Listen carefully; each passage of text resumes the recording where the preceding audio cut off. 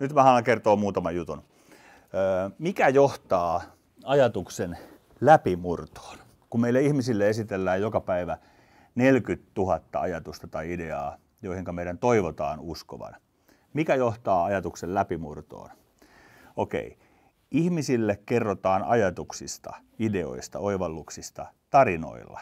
Ja nämä tarinat voi olla joko lukkoja tai avaimia yhteiseen oveen.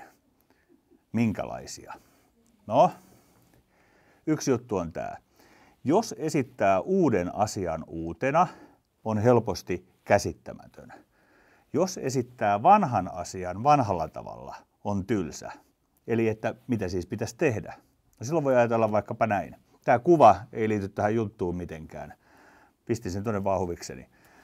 Voidaan puhua siitä, että voi esittää uuden asian vanhalla tavalla tai vanhan asian uudella tavalla, niin on helpommin ymmärrettävä. Muutama sana positiivisesta propagandasta.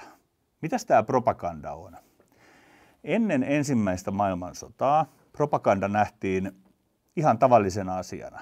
Se oli sitä, että vietiin tietoa sinne, missä tietoa ei ole, ja vietiin oikeaa tietoa sinne, missä oli väärää tietoa. Sitten sattuneesta syystä tämä koko propagandajuttu muuttui vähän, sanotaanko, kiusalliseksi ensimmäisen ja varsinkin toisen maailmansodan aikana.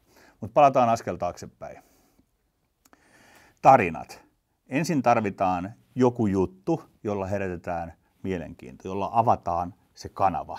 Siis tarvitaan tarina, joka avaa sen lukon.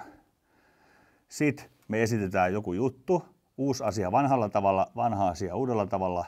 Ja edelleen mulla on jostain syystä täällä tämä kuva, joka ei liity tähän mitenkään.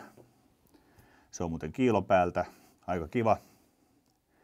Mut mä kerron esimerkin.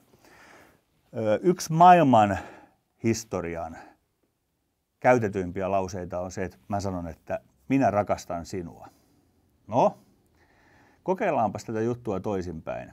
Mä sanonkin sulle, että sinä rakastat minua. Sinä rakastat minua.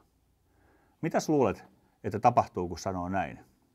Tätä voi kokeilla esimerkiksi kotona.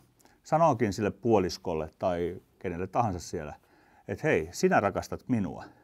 Ja se toinen sanoo, että sinäkin rakastat minua. Koko asetelma maailman kuluneimmassa ja käytetyimmässä ilmaisussa muuttuu ihan toiseksi. Tässä on Pinaatin lehti, ja tähän Pinaatin lehteen mä palaan jossain toisessa videossa. Hyvää päivänjatkoa.